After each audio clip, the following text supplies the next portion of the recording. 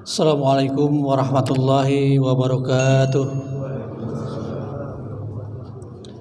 Innal hamdalillahi nahmaduhu wa nasta'inuhu wa nastaghfiruh wa na'udzu billahi min syururi anfusina wa min sayyiati a'malina may yahdihillahu fala mudhillalah wa may yudhlil fala hadiyalah.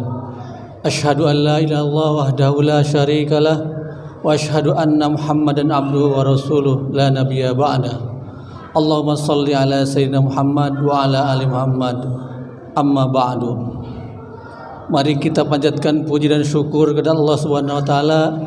Alhamdulillah pada hari ini Jumat tanggal 19 Agustus 2022, alhamdulillah kita telah berada di Masjid Namiro untuk melaksanakan sholat Jumat berjamaah.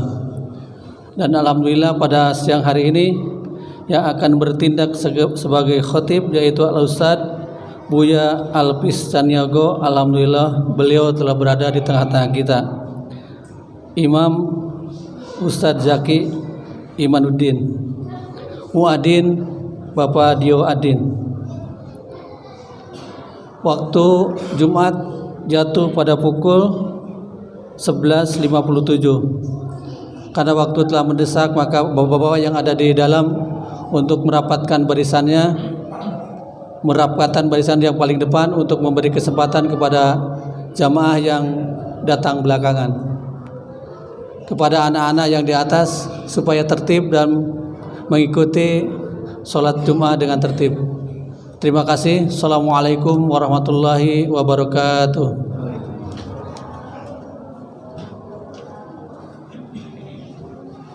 Assalamualaikum warahmatullahi wabarakatuh.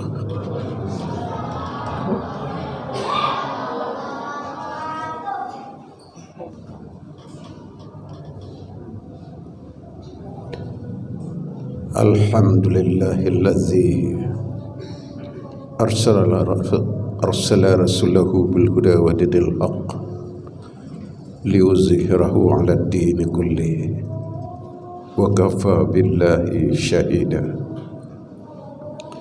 Asyhadu an la ilaha illallah wahdahu la syarika lah wa asyhadu anna Muhammadan abduhu wa rasuluh.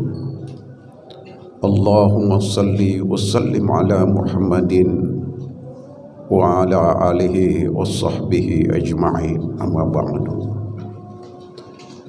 Ayyuhal muslimun rahimakumullah, ittaqullaha haqqa tuqatih wa la tamutunna illa wa antum muslimun.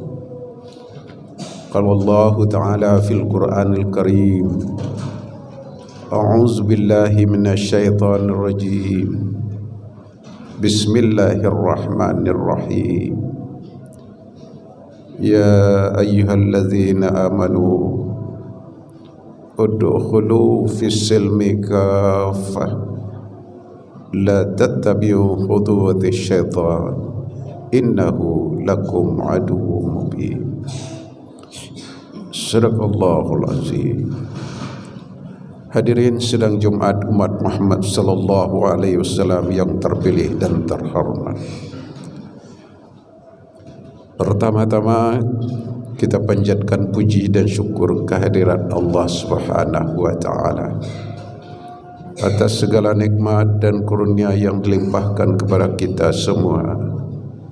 Salawat dan salam semoga senantiasa tercurah bagi junjungan kita Nabi besar Muhammad sallallahu alaihi wasallam, bagi keluarganya, para sahabat kaum muslimin wal muslimah, umat Muhammad sallallahu alaihi wasallam yang terpilih dan terhormat. Saudara yang berbahagia, khutbah kita berjudul Jadikan hidupmu sebagai ibadahmu. Mari kita jemput firman Allah. A'udzu billahi minasyaitonir rajim. Bismillahirrahmanirrahim. Wa ma khalaqtul jinna wal insan illa liya'budun. Tidaklah aku ciptakan jin dan manusia kecuali untuk beribadah kepada Aku. Karena itu saudara, berusahalah agar setiap hembusan dan tarikan nafas kita nilainya ibadah. Saudara yang berbahagia, dalam surat Al-Baqarah ayat 28 Allah bertanya kepada kita, kaifa takfuruna billah, kenapa kau kufur kepadaku, kata Allah, wa kuntum amwata, padahal tadinya kamu mati, fa ahyakum, lalu kuhidupkan kamu, summa yumitukum, lalu kumatikan kembali kamu, summa yuhyikum, summa ilaihi turja'un, kemudian kuhidupkan kembali kamu, lalu kepada Allah kamu dikembalikan. Nah, Allah bertanya, apa alasanmu kamu kafir kepada Allah? Saudara yang berbahagia, padahal tadinya kamu mati di sini belum temu jasmani dan rohani kita. Jasmani kita masih berterbaran di muka bumi ini. Mungkin masih dalam berbentuk padi, mungkin masih di atas pucuk kelapa, boleh jadi masih berbentuk rumput, saudara. Sementara rohani kita masih berada di alam lahud, di alam ruh, alam mi'ad, alam perjanjian. Saudara yang berbahagia, kok kita masih dahulu mungkin berbentuk padi, padi ditumbuk menjadi beras, beras di tanah menjadi nasi, nasi kita makan, masuk ke dalam perut diproses. Loh, bagaimana dengan rumput? Orang tua saya enggak makan rumput. Rumput dimakan oleh sapi, sapi dimakan oleh siapa?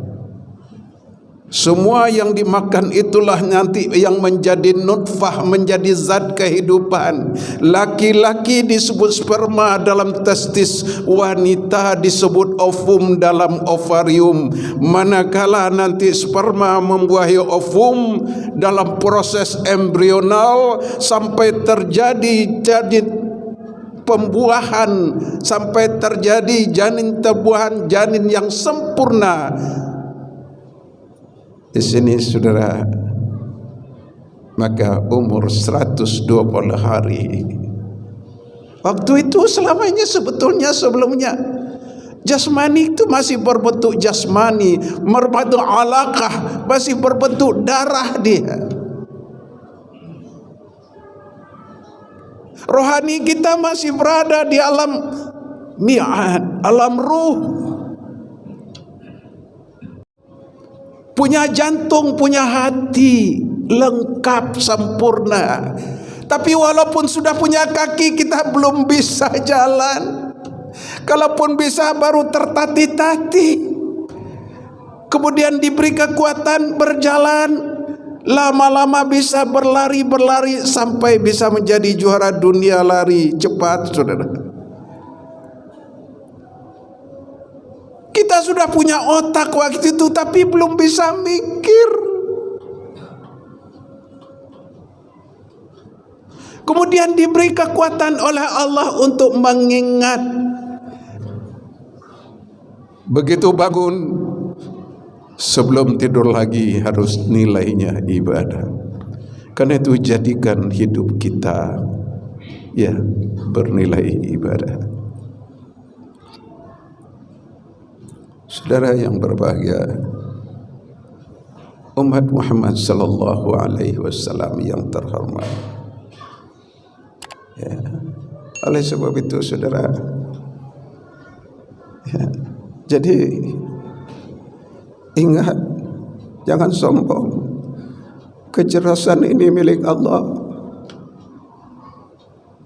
Ya. Dulu kita enggak ada apa-apanya. Jasmani mungkin rumput yang ditelan oleh sapi, oleh kambing, dimakan oleh orang tua, oleh masuk mulut, usus besar, diproses. Nah, saudara yang berbahagia,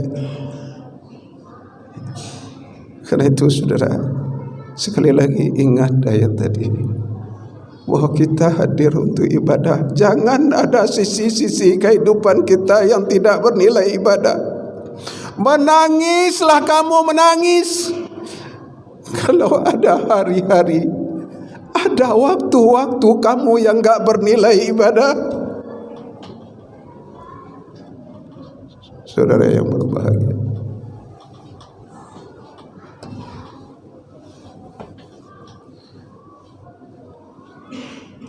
baca Al-Quran.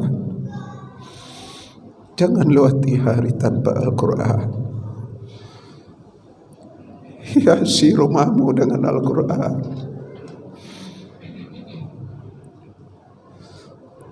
Hiasi hatimu dengan Al-Quran, dengan As-Sunnah. Menyesal kamu, menyesal kalau ada hari-hari yang kau lewati tanpa membaca Al-Quran, tanpa membaca As-Sunnah, Al-Hadis. Al-Quran yang perintahkan, Al-Hadis yang menjelaskan.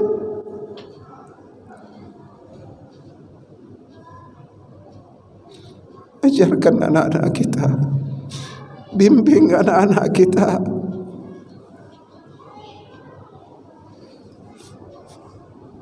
Begitu anak kita sudah tahu mana yang kanan, mana yang kiri, ajarkan dia salat.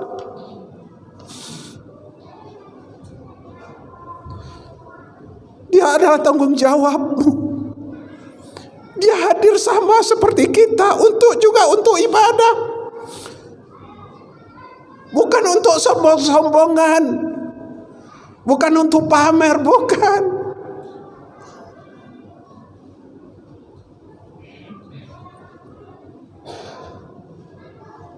Karena itu ingat saudara, baru saja kita telah melewati Idul Qurban.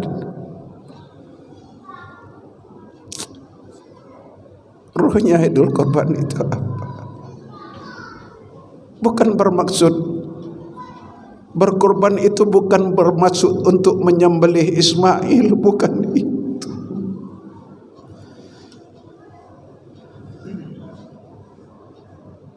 Ya. Saudara, Ismail itu memang anak Ibrahim. Ismail itu memang dilahirkan dari rahimnya Siti Hajar. Dia memang anak Siti Hajar, anak kasih, sibiran tulang, tautan hati, pautan jiwa, tempat cinta kasih berlabuh. Anak semata wayang, saudara.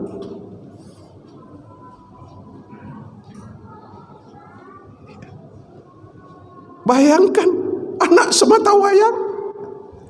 Lalu datang perintah dari Allah untuk menyembelih Ismail. Bayangkan, andaikan Ismail menerima dengan akalnya, dia akan protes. Paling tidak bernegosiasi, ya Allah, jangan dia, ya Allah, satu-satunya ya Allah. Dialah harapan untuk melanjutkan risalah yang kau embankan kepadaku ya Allah selama ini. Dia ya Allah. Tapi memerintah perintah Allah itu tidak cukup dengan akal, tapi dengan hati, dengan kalbu.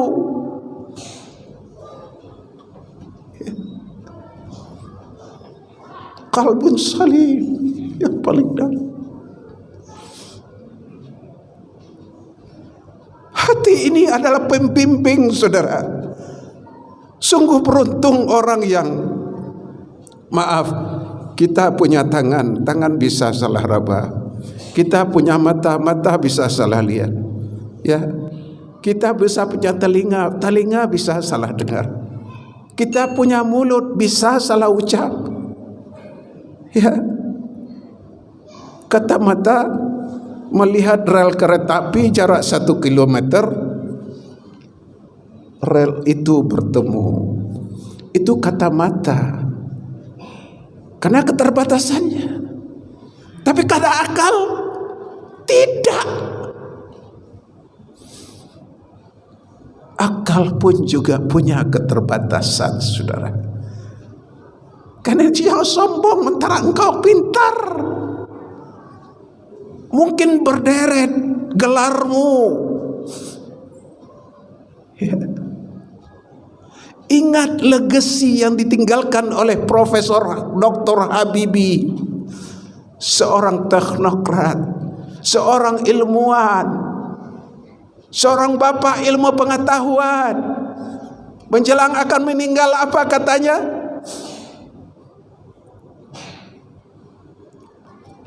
Andaikan hidup ini bisa diriwayat ulang, lalu kesempatan itu juga diberikan kepadaku, lalu Allah bertanya, "Hei Habibie, kuberi kesempatan kepadamu untuk hidup sekian lama lagi. Sekarang kau akan memilih ilmu dunia atau ilmu agama. Andaikan kesempatan itu diberikan kepadaku," kata Habibie, "aku akan memilih ilmu agama." Masya Allah, begitu tingginya nilai agama.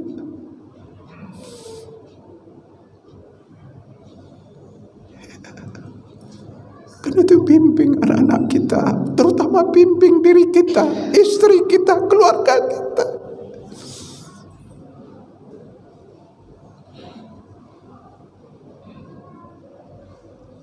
Saudara, maaf, saya membuat Buya Alfiz TV adalah untuk membimbing umat. Apa persoalan Anda bisa Anda lihat di situ gratis. Masalah apa ada di sana? Tasawuf, masalah anak. Saya berjanji sisa-sisa hidup saya ini adalah untuk beramar ma'ruf nahi munkar. Nah, ini dakwah, jangan diaturkan macam-macam.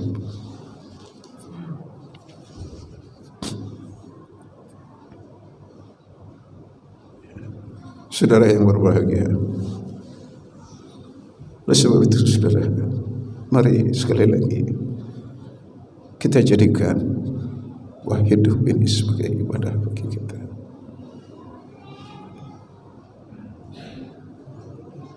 Ya. Tolong renungkan ini baik-baik. Barakallahu li wa lakum fil Qur'anil azim. Wa nafani wa iyyakum bima fihi min al-ayati dzikr wa taqabbala minni wa minkum innahu huwal ghafurur rahim.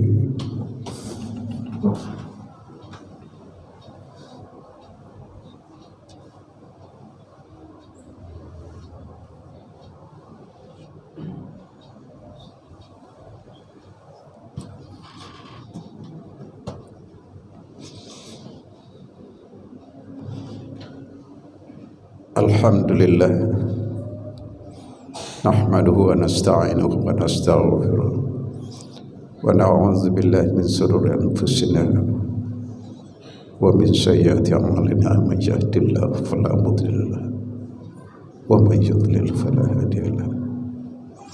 Asyhadu an la ilaha illallah wahdahu la syarika lahu wa asyhadu anna Muhammadan abduhu wa rasuluh. Allahumma salli wa sallim ala Muhammadin wa ala alihi wa sahbihi ajma'in, amma ba'du. Hadirin sidang jemaah Muhammad sallallahu alaihi wasallam yang terpilih dan terhormat, pada khutbah kedua ini, selagi kesempatan masih ada, Manfaatkan kesempatan ini baik-baik. Menangislah kamu, menangislah kamu. Kalau ada yang kamu tinggalkan, walaupun tidak kamu sengaja, tidak, tapi kamu menyesal. Menyesal. Walaupun kita sakit, kau masih bisa berdiri. Jangan tinggalkan. Inilah kesempatan terbaik.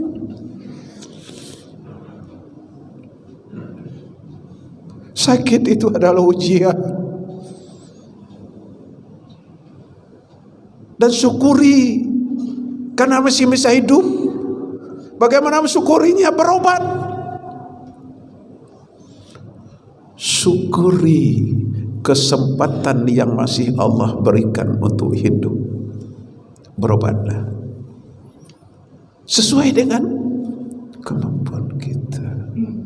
Untuk apa? Untuk beribadah kepada Allah, untuk membimbing anak-anak kita, keluarga kita, masyarakat kita. Saudara yang berbahagia, karena itu sekali lagi saudara,